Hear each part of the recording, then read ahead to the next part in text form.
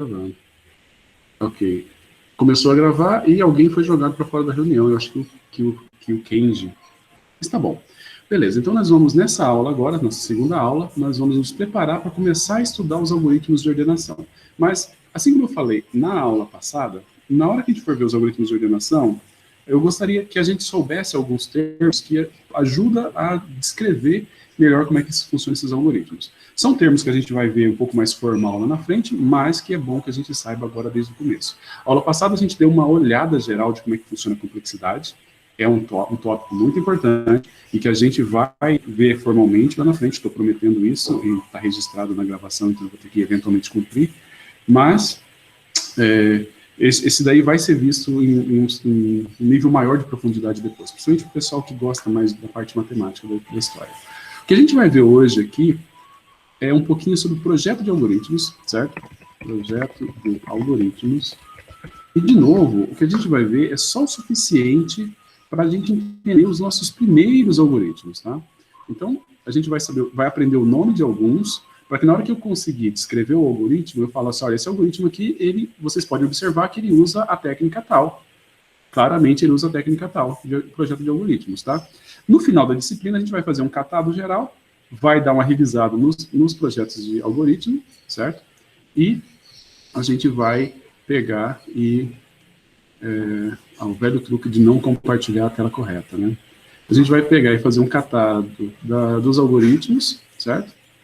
E a gente, dos projetos de algoritmos, e vai falar de alguns que a gente não consegue cobrir com essa parte somente dos métodos de ordenação, tá bom? Então agora vocês devem estar vendo um lugar que está escrito projeto de algoritmos num quadrado, numa folha quadriculada, correto? Sim, professor. Tá muito bom. Essa é a vida de youtuber, cara, não é fácil não, vou falar a verdade pra você, hein? Vamos lá, nós vamos falar um pouquinho sobre indução, ok?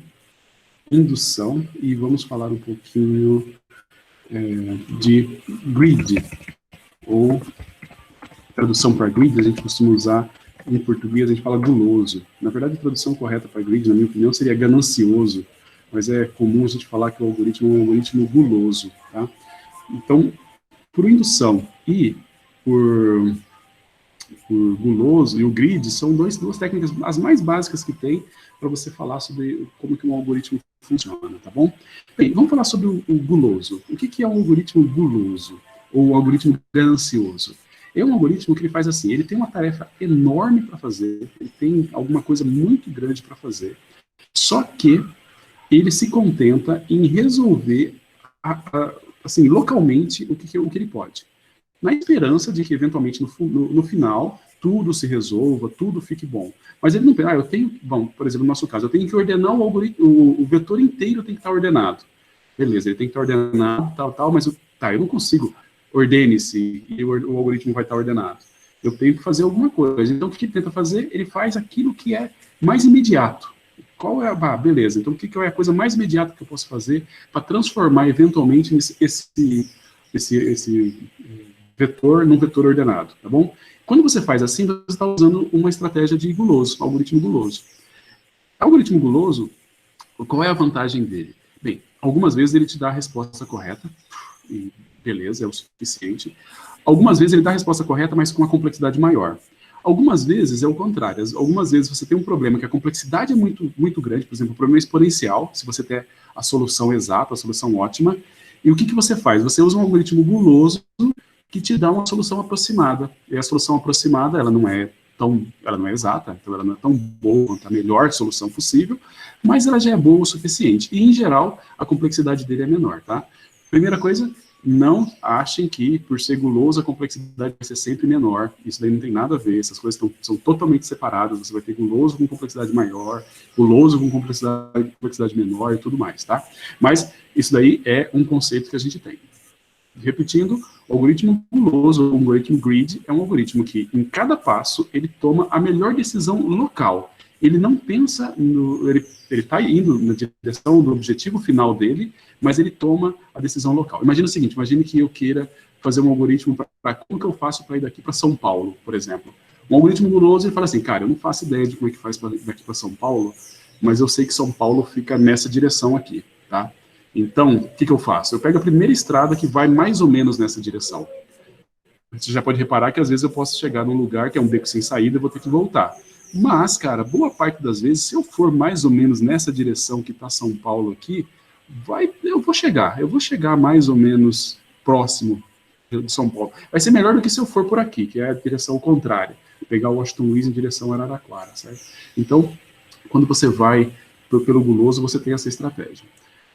O indução, tá? O indução. Vamos falar um pouquinho sobre algoritmos que são por indução. Indução, vocês já viram o termo indução na hora que vocês estavam fazendo matemática, por exemplo. Vocês já viram, por exemplo, isso daqui. O que dá somatório de quarta-feira para cá, minha mesa digitalizadora desconfigurou. E agora a letra está mais feia ainda. Certo? Então, qual é o somatório do i, que vai de 0 até n, certo? De i.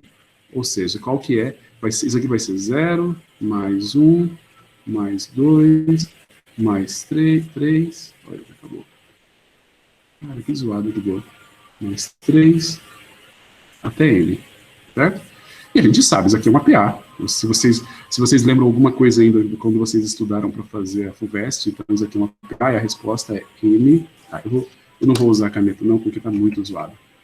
Eu vou digitar aqui. Você sabe que a resposta disso é n vezes n menos 1, tudo isso sobre 2, certo? Isso daqui é a resposta para essa PA aqui. E aí, ninguém te fala como é que chegou nisso. Bem, até explica, tem uma explicaçãozinha geométrica simples de entender isso. Mas a prova, que é a mais clássica para isso daqui, é uma prova por indução.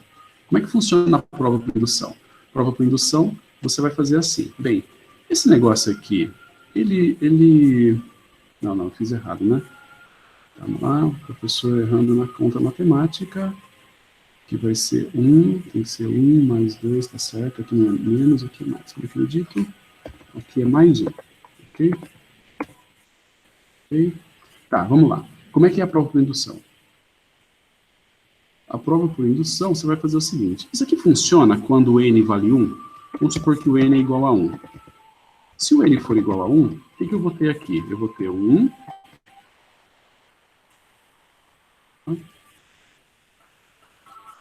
O que eu vou ter aqui se isso aqui for 1?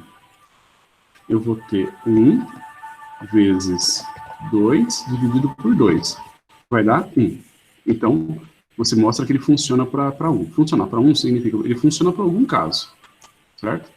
Ele funciona para algum caso. Ele funciona para o caso onde você começa com o n valendo 1. Aí, o que você imagina? Bem, a gente poderia fazer assim, ele funciona para 2? Vai funcionar para 2? Bem, para 2 ele vai ser 2 vezes 3 dividido por 2, que no caso dá 3. Funcionou para 2 também. Ele funciona para 3? Opa, funciona também. É 3 vezes 4 dividido por 2, que vai dar 6, certo? Então, beleza. Você sabe que funciona para 1, funciona para 2. Você poderia continuar fazendo isso, mas não é assim que funciona. Normalmente você fala, funciona para 1? Funciona. Então, assuma que ele funciona para n igual a 1k. Assume isso.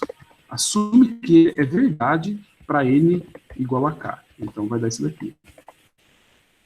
K mais 1 dividido por 2. Então, agora a pergunta. Se esse negócio realmente tiver validade para n igual a k, ele vale para n igual a k mais 1? Essa daqui, na verdade, é uma pergunta. Certo? Ele vai valer para n igual a k mais 1? Então, o que você vai fazer? Você vai pegar isso daqui, vezes 2 mais 1, dividido por 2, mais... O que é isso daqui? Isso daqui seria o somatório de 0 até k, mais k mais 1. Certo? Mais k mais 1. Quando você pega esse carinha aqui, ó, esse k mais 1 é o último cara que entrou na sequência, certo? Porque você está fazendo ele valer para cá. Esse cara que você pegou aqui é a fórmula que eu tenho para o K, ali em cima, ok? E aí chegou nessa fórmula aqui. O que a gente vai fazer com essa fórmula? A gente vai manipular essa fórmula aqui e, bem, Fica aí para vocês fazerem a manipulação. Esse negócio eu sei que isso aqui funciona. Desse jeito. E aí vocês, se vocês não acreditam, façam a derivação vocês mesmos. Eu sei que no final vai dar isso daqui, tá? Na hora que você simplifica essa expressão vai dar k mais 1 vezes k mais 2 sobre 2, ok? Só que daí, se você pega essa expressão que deu aqui no final e olha, na hora que você está fazendo, aplicando, substituindo a expressão geral pelo n, também dá exatamente isso, certo? O que eu tinha? Eu tinha n vezes n mais 1 sobre 2, certo? E aí, o que eu vou fazer aqui? Olha, eu cheguei até aqui, fazendo simplesmente, pegando a soma até k e somando k mais 1. Agora eu vou fazer esse carinha aqui, deixa eu subir esse daqui. Okay? Eu vou fazer esse carinha aqui, substituindo n por k mais 1. O que vai virar? N, esse n aqui de cima, olha. Esse n de cima vai virar k mais 1. Vira k mais 1. Esse n aqui vai virar k mais 1. Então vai virar k mais 1, dividido por 2. E aí você pode ver que esse cara aqui e esse cara aqui são iguais. Ok? Beleza. Confesso que não deve ter sido a explicação mais empolgante que vocês tenham visto de indução, mas esse é o princípio da indução. Quais são os passos que a gente tem aqui? Você prova para os casos base, quer dizer, você prova para os casos iniciais simples, e ele funciona para os casos simples. Aí você assume que ele vale para um K, e mostra que, assumindo que ele vale para o K, ele também vale para o K mais 1. Certo? Ele também vale para o K mais 1. Então, na verdade, você chega no mesmo resultado por dois caminhos. Isso daí chama prova por indução. É uma prova matemática. Prova por indução é isso. Você prova para o caso base, assume, beleza? Caso base funciona. Assume que você tem o valor, você assume que vale para o K, e depois você prova que ele vale para o K mais 1. Beleza? Ok, nós vamos ver agora como é que isso daí se aplica em algoritmos. Em algoritmos, basicamente a ideia é assim, você olha o algoritmo da seguinte forma, você tem que resolver o algoritmo é como que eu faço para ordenar um cara com N elementos. Bem, ordenar um cara com N elementos, a gente pode imaginar o seguinte, a gente vai encarar isso como sendo alguma coisa onde você vai ordenar um cara com um elemento, ordenar um cara com 2 elementos, ordenar um cara com 3 elementos, ordenar um cara com blá, blá, blá, até o final. E como é que você faz isso? Você prova que você começando com um cara ordenado já, com um elemento, já está ordenado, assumindo depois que você tem um cara ordenado com K elementos, fazendo aquelas operações, você vai chegar em um cara ordenado com K mais 1 elementos. E aí tá garantido que o negócio vai funcionar, tá bom? Beleza, só recapitulando, que a gente viu nessa primeira parte aqui, nós temos duas estratégias de algoritmo, de projetos de algoritmos que a gente vai utilizar já nessa aula, que é a indução e o guloso. A indução é essa parte de você faz, prova o caso base, depois assume para o K e prova para o K mais 1, isso é indução. E o guloso é, você faz aquilo que é imediatamente mais proveitoso para você atingir o objetivo, tá bom? Estou parando a gravação e a gente abre para algumas questões. E vamos para a próxima fase.